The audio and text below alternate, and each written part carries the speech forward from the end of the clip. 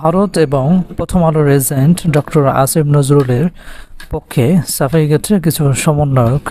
তাদের ভিতর থেকে স্পেসিফিকলি যার নাম উঠে আসে তিনি হচ্ছেন আসিফ মাহমুদ। তিনি তাকে রয়ের এজেন্ট তিনি না এটা প্রমাণ করার জন্য দীর্ঘ একটা স্ট্যাটাস দিয়েছেন, এবং সেই স্ট্যাটাসে উনি একটা জায়গায় গিয়ে বলেছেন যে একজন মানুষকে নিয়ে সমালোচনা করতে হলে তো অন্ততপক্ষে ম্যানারটা জানতে হয়, সেই ম্যানার ধরেই নাকি সমালোচনা করতে হয়। তাহলে তাকে প্রশ্ন যে সাংবাদিক ইলিয়াস হোসেন তিনি যে ভিডিওটি আপলোড করেছেন সেখানে কোন জায়গায় ম্যানার্সের অভাব ছিল সেটা আপনাকে একটু ধরিয়ে দিতে হবে। আপনি সেখানে অনেকগুলো কথা বলেছেন যে গণ অভ্যুত্থানের পূর্বে ডক্টর আসিফ নজরুলের অনেক অবদান ছিল, সেটা আমরাও স্বীকার করি, কিন্তু গণ অভ্যুত্থানের আগের এক আসিফ নজরুল, গণ অভ্যুত্থানের পরে আরেক আসিফ নজরুল, সেটা টোটালি চেঞ্জ হয়েছে। যেমন উদাহরণস্বরূপ বলা যায় যে ডক্টর আসিফ নজরুল যদি চেঞ্জ না হতেন, যদি আগেরই আসিফ নজরুল থাকতেন, তাহলে এতটা সমালোচনা হতো না। কখন থেকে তার বিরুদ্ধে আমরা সমালোচনা শুরু করছি? যখন থেকে দেখছি যে আসলে ভারতীয় যে সমস্ত এজেন্ডা বাস্তবায়নকারী যে সমস্ত লোক আছে যারা গত 16 বছরে শেখ হাসিনার আকণ্ঠ সমর্থন দিয়েছে, সেই লোকগুলোকে যখন গুরুত্বপূর্ণ পদে বসায়, তখন সেটা আমাদের চোখে ভারতীয় এজেন্ডার বাস্তবায়নকারী লোক ছাড়া আমাদের কাছে তেমন কিছু মনে হয় না। তার উদাহরণস্বরূপ বলা যায় যে মোস্তফা সরোয়ার ফারুকীকে উনি সাংস্কৃতিক পদে, চলচ্চিত্রের বিভিন্ন গুরুত্বপূর্ণ পদে একটা বসিয়েছেন, আর অনেককে তিনি বসিয়েছেন।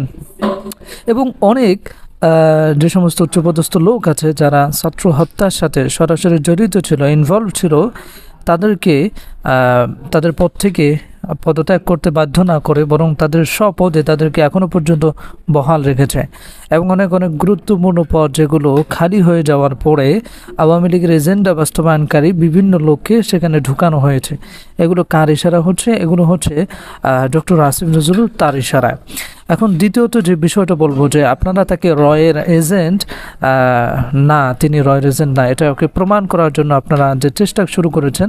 তো আপনাদেরকে আমি প্রথম যে প্রশ্নটা করব সেটি হচ্ছে যে সাংবাদিক ইলিয়াস হোসেন তার একটা ভিডিওতে সে উল্লেখ করেছে যে যে সমস্ত সমন্বয়ক যারা লং মার্চ দিয়েছিল যে আমরা গণভবন মুখে আমরা লং মার্চ করব, তো সেই লং মার্চের আগের দিনে আপনাদেরকে ডক্টর আসিফ নজরুল গণভবনের দিকে না যাতে যান সেজন্য আপনাদেরকে বলেছেন, এবং সেনাপ্রধানের সাথে আলাপ করার জন্য আপনাদেরকে বলেছেন। সো সেই বিষয়টাকে আপনারা অস্বীকার করলেই তো হয়।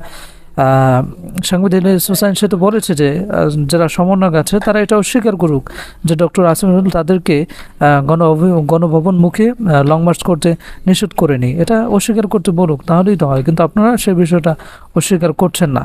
তাহলে এ থেকেই প্রমাণিত হয় যে ডক্টর আসিফ নজরুল গণ অভ্যুত্থানের আগে যে আসিফ নজরুল ছিলেন সেটি গণ অভ্যুত্থানের পরেই কিন্তু নেই।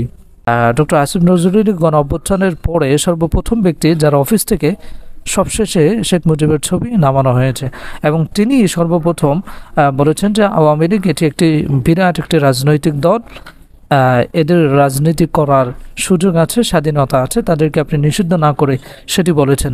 সো এই যে বিষয়গুলো যে আমরা সমীকরণ দেখে বা যৌক্তিকভাবে যদি আমরা পর্যালোচনা করি, তাহলে দেখতে পাবো যে ডক্টর আসিফ নজরুল গণ অভ্যুত্থানের আগে যে আসিফ নজরুল ছিলেন সেটি এখন আর কিন্তু নেই। সুতরাং তার পক্ষে সাফাই গিয়ে তাকে নির্দোষ প্রমাণ করাটা আমার মনে হয় যে অযৌক্তিক।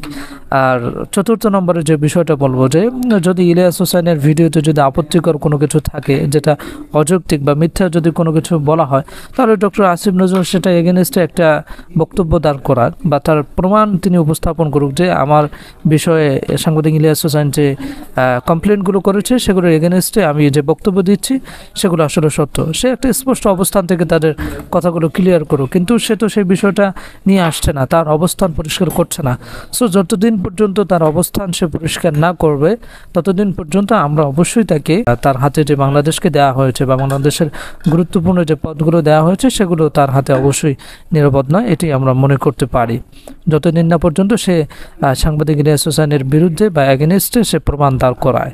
So okay, that's it. Thanks for watching this video and see you in the next video. Allah Hafiz.